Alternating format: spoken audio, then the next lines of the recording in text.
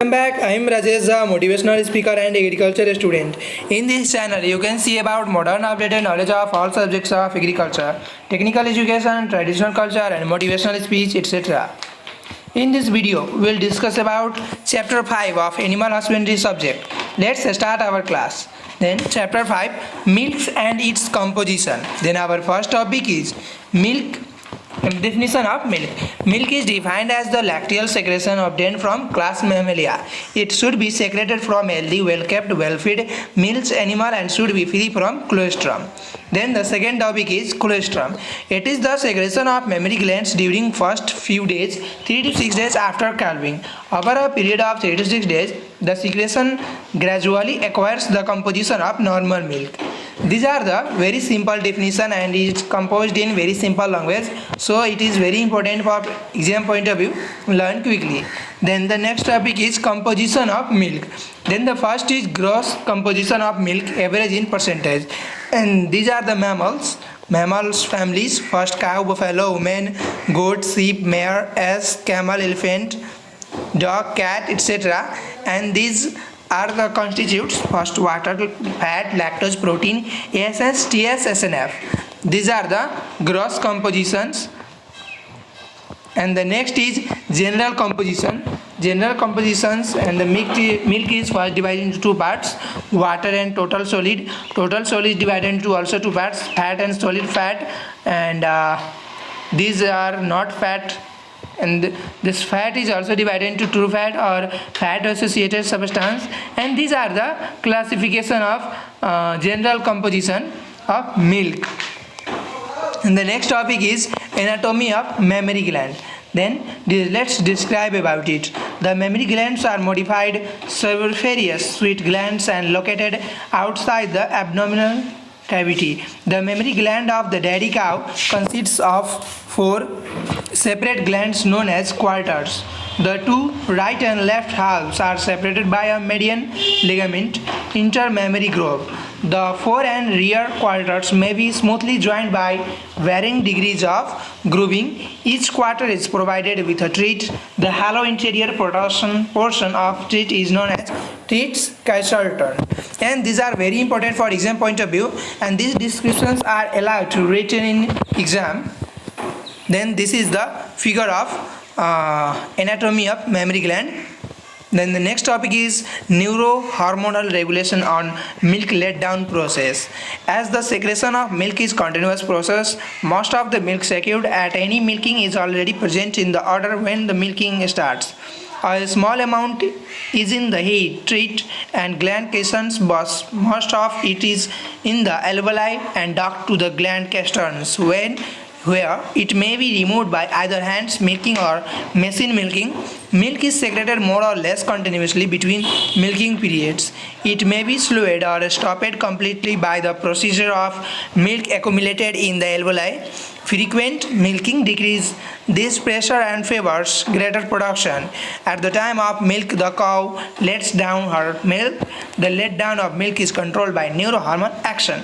This is the neurohormonal regulation on milk letdown process, and this is very important for exam point of view.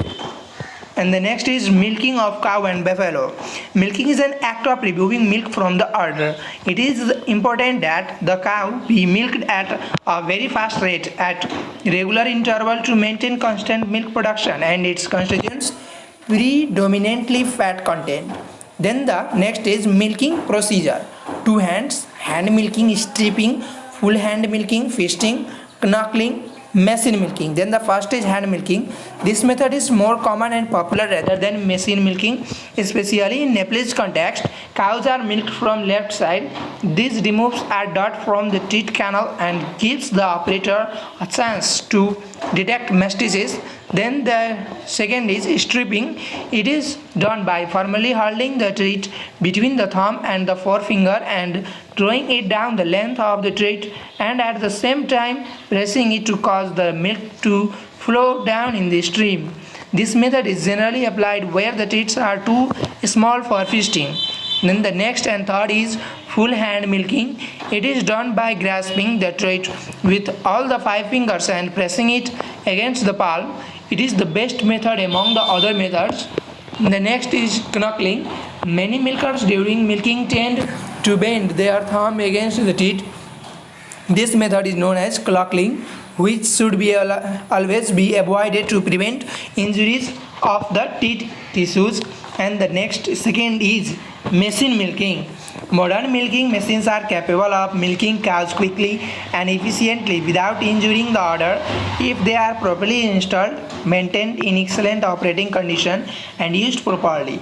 The milking machine performs two basic functions. First, it opens the gastric canal through the use of partial vacuum, allowing the milk to flow out of the teeth crystals through a line of receiving container. Next is it masses the teeth, which prevents congestion of blood and lymph in the teeth. And then the next topic is clean milk production.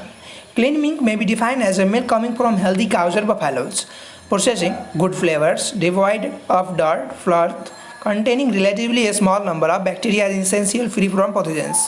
And the next is methods of clean milk production. And the first is health of the herd. The herd should be free from pathogens that might be spread to human beings through the milk, like tuberculosis, brucellosis, etc. Second is clean animals. The milker should be clean the flanks and udders of the cows just prior to milking to prevent dirt from getting into the milk. Next is clean surrounding. The milk barn along with the surroundings should be cleaned and disinfected with suitable cleaners and disinfectants regularly. Always also sprinkle with tap water. Control flies.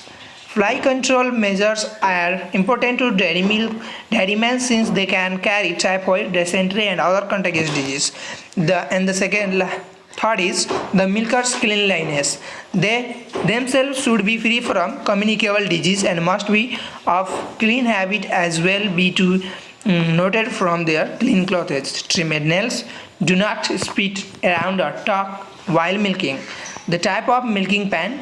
Sanitary milking pails with dome shaped to top should be used instead of open buckets or vessels during milking. Next is clean utensils. All types of milking utensils should be as clean and free from pathogens as possible. Straining. It is done to remove sediment and other foreign materials. Feeding of animals should be made an hour of milking before milking. Cool and store milk properly. Immediately after milking, milk should be preferably be cooled and by keeping milking pails into cold water in winter. And this is very long, and the long questions provided long mark, so it is very in shorter form, so it have to learn. And that's our topics are finished here. If you want to take more notes and knowledge, please like and subscribe my channel for motivate me to upload more videos. If this video is essential for other friends, then share the video. If you have any problem or doubt on this subject or out of this subject, you can comment on comment box. As soon as possible, I will reply. And never miss to like and subscribe. Your friend Rajesh Jha.